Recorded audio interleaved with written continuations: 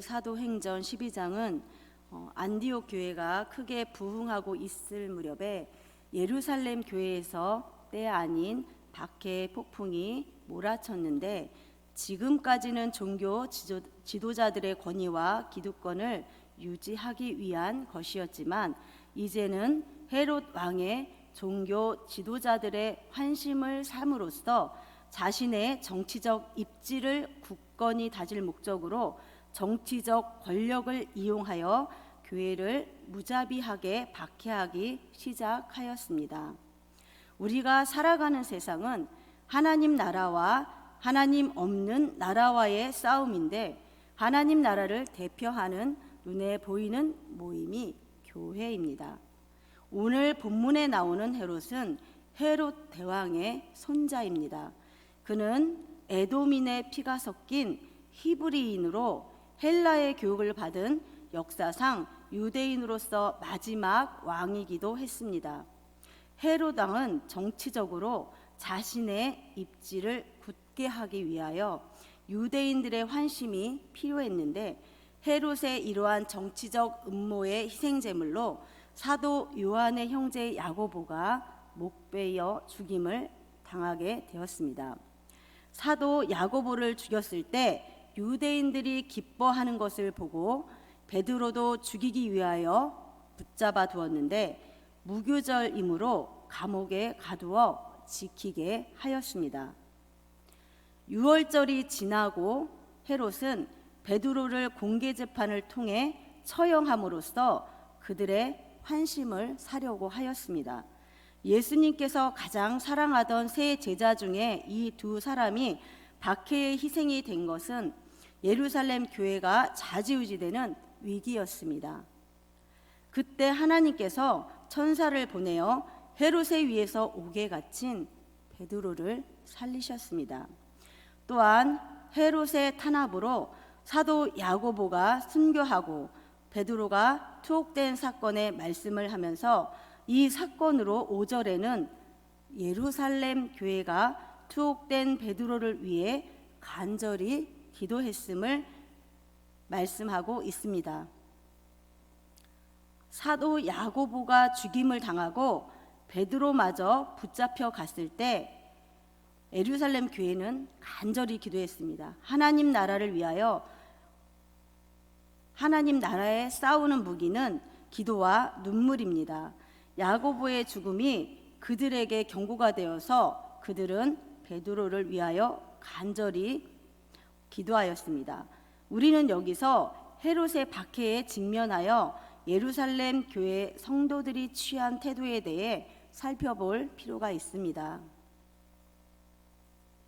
본문을 보면 예루살렘 교회 성도들은 헤롯의 박해가 닥쳐 야고보 사도가 죽고 또 베드로마저 투옥되어 죽음을 맞을 위기에 직면하자 다른 무엇보다도 하나님의 도우심을 바라며 간절히 기도하였습니다.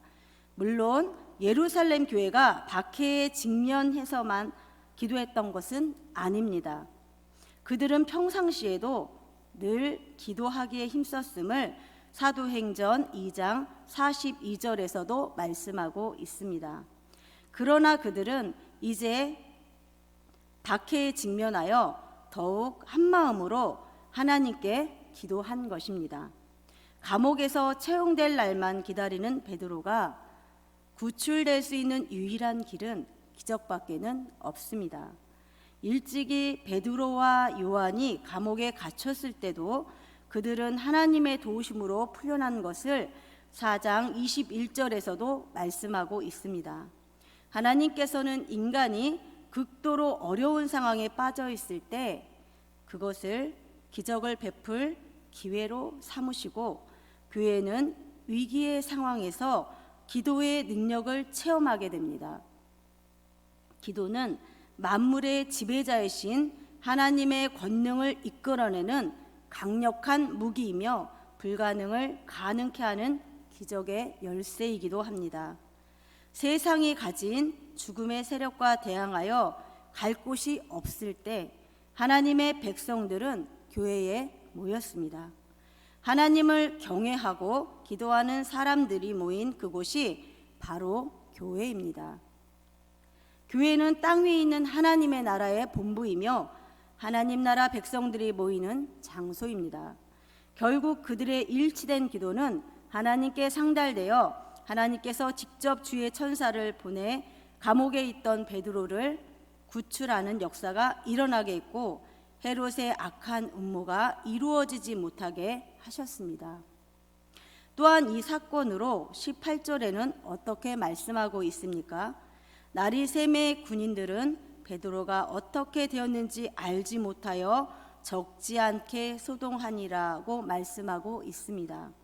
베드로의 구출은 파수하는 군인들도 전혀 모를 정도로 은밀하게 이루어졌기 때문에 날이 밝자 큰 소동이 벌어졌다는 것은 문자적으로는 적지 않게 동요가 되었다는 것입니다. 아마도 그들은 철통 같은 경비망을 뚫고 베드로가 감쪽같이 사라져 버린 것에 큰 충격과 놀라움을 금하지 못했을 것입니다. 그날은 헤롯이 베드로를 군중 앞에 끌어내어 죽이려고 계획한 날이었기 때문에 죄수가 없어진 것은 이 일을 통해 자신의 정치적 역량을 키우려던 헤롯에게 치명적인 충격을 주었을 것입니다. 19절을 보면 헤롯이 그를 찾아도 보지 못하매 파수꾼들을 신문하고 죽이라 명하니라고 말씀하고 있는데, 법률상으로는 여러모로 신문하다 또는 철저히 묻다인데, 왕이 직접 신문하는 것은 이례적인 일로서 사태의 중요성과 심각성을 나타내고 있습니다.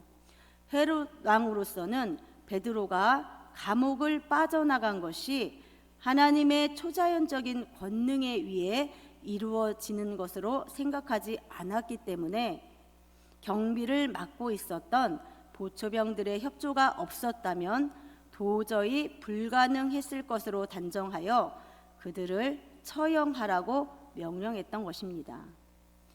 이 병사들은 왜 하필 베드로가 천사에 의해 구출할 당시에 파수를 보게 되므로 죽게 되었을까요? 당시의 법에는 죄수를 놓친 파수꾼은 그 죄수가 받아야 할 형벌을 받아야 한다고 되어 있었습니다. 이 보초병들이 애매한 고난을 받은 것처럼 생각될 수도 있지만 말씀에서는 분명하게 이들이 깊이 잠들어 있다고 말씀하면서 그들은 베드로가 풀려나 활동하는 데에도 잠을 자고 있었다고 말씀하고 있습니다. 그들의 임무는 베드로를 지키는 것이었습니다. 그러므로 그들은 잠을 자서는 안 되었습니다. 그러나 그들은 자기들의 임무를 소홀히 함으로써 긴장하지 않은 채 사망의 잠을 자게 된 것입니다. 사랑하는 성도 여러분, 잠은 하나님이 인간에게 주신 축복입니다. 사람은 잠을 자야만 모든 일을 잘 할 수 있습니다. 그러나 깨어 있어야 할 때에 잠을 자는 것은 불행을 자초하는 일입니다. 그러므로 우리는 잘 때와 깨어 있을 때를 잘 구별해야 합니다. 그리고 이것은 영적인 측면에서도 동일하게 적용됩니다.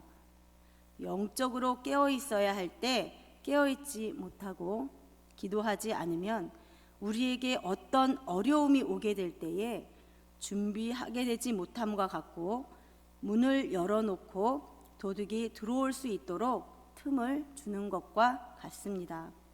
다윗은 자신이 사망의 잠을 잘까 두렵다고 시편 13장 3절에서 고백하고, 또 주님께서는 깨어 있으라고 권면하셨으며, 사도 바울은 자다가 깰 때가 벌써 되었다고 우리를 각성시키고 있습니다.